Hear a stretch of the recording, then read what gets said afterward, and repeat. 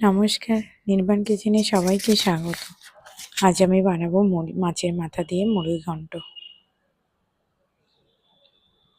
তো এখানে আমি 4 পিস মাছের মাথা নিয়ে নিয়েছি, ধুয়ে পরিষ্কার করে নিয়েছি। এবার এর মধ্যে আমি নুন দিয়ে দিলাম, পরিমাণ মতো হলুদ গুঁড়ো দিয়ে মাছটাকে ম্যারিনেট করে নেব, ভালো করে মেখে নেব।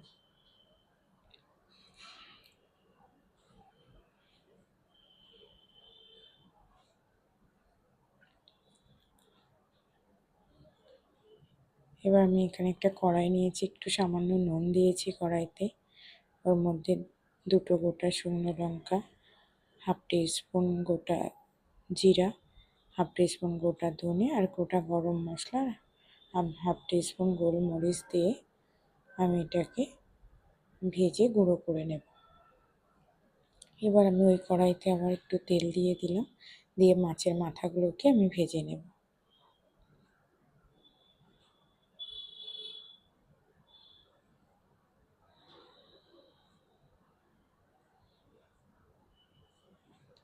এবার ওই তেলে আমি ডুমো ডুমো করে কেটে রাখা আলুগুলোকেও ভেজে তুলে নেব।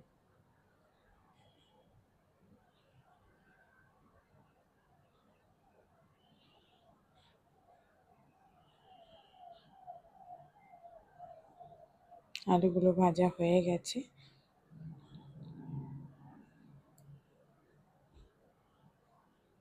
আলু আর মাছের মাথাগুলো আমি ভেজে তুলে নিয়েছি এখানে।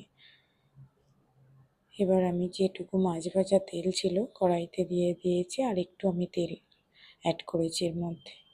এবার এর মধ্যে গোটা শুকনো লঙ্কা, গোটা গরম মশলা দিয়ে দিলাম, আর 2 বড় সাইজের পেঁয়াজ কুচি দিয়ে দিয়েছি। এবার পেঁয়াজগুলোকে একটু লাল করে ভেজে নেব।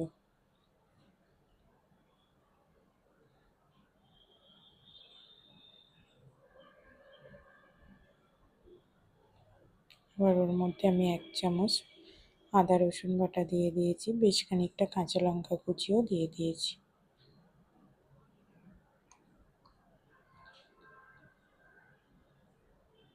সামান্য একটু লবণ দিয়ে দিয়েছি, 1 চামচ হলুদ গুঁড়ো দিয়ে দিলাম, 1 চামচ জিরার গুঁড়ো, আর 1 চামচ ধনের গুঁড়ো দিয়ে দিলাম, আর 1 চামচ কাশ্মীরি লঙ্কার গুঁড়ো দিয়ে দিয়েছি। দিয়ে মশলাটাকে ভালো করে কষাই করে নেব।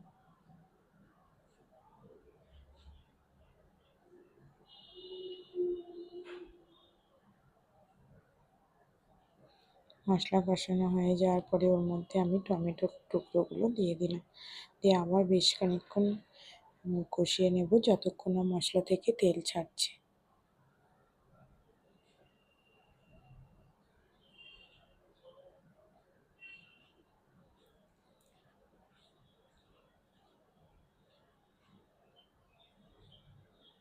আর এখানে আমি 800 গ্রাম মতো গোবিন্দভোগ চাল ভিজিয়ে রেখেছি। এই চালটা আমি মশলার কড়াইয়ের মধ্যে আমি দিয়ে দেব। চালটা কিন্তু এখানে ভালো করে একটু ভাজা ভাজা হওয়া পর্যন্ত নাড়তে থাকতে হবে, তাহলে ভাতটা কিন্তু খুবই ভালো হবে। এবার ওর মধ্যে ভেজে রাখা আলুগুলো দিয়ে দিয়েছি, দিয়ে বেশ খানিকক্ষণ নাড়াচাড়া করে চালটা একটু ভাজা ভাজা হয়ে আসলে আমি পরিমাণ মতো জল দিয়ে দেব।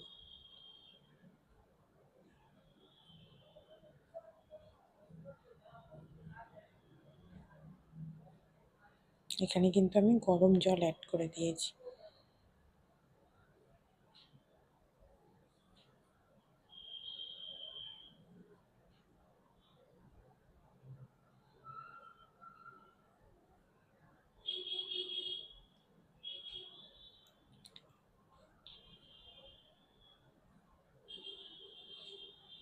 এবার আমি স্বাদ মতো নুন দিয়ে দিলাম, আর এর মধ্যে একটু চিনিও অ্যাড করে দিয়ে দেব।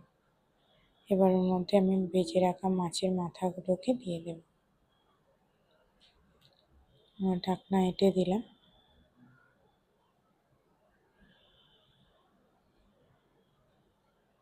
দেখুন ভাত হয়ে গেছে।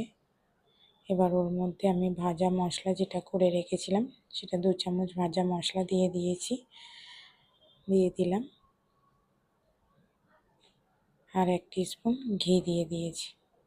দিয়ে একটু মিক্স করে সামান্য ঢেকে দমে রেখে দিলেই কিন্তু রেডি হয়ে যাবে মুড়িঘণ্ট, ঝরঝরে মুড়িঘণ্ট। ভাতটা দেখুন একদম ঝরঝরে হয়ে গেছে। চালটা যত ভালো করে ভাজবে ভাতটা কিন্তু তত ভালো হবে।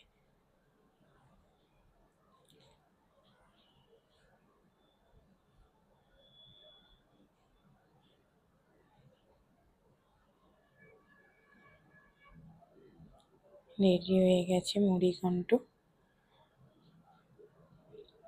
আপনারা একবার বাড়িতে এভাবে বানিয়ে দেখবেন, খুব কম সময়ে চটজলদি এটা হয়ে যায়। যদি হাতের কাছে কিছু না থাকে এভাবে একবার বানিয়ে নেবেন মুড়িঘণ্ট। আর আমার এই রেসিপিটা যদি ভালো লাগে তো প্লিজ পাশে থাকবেন।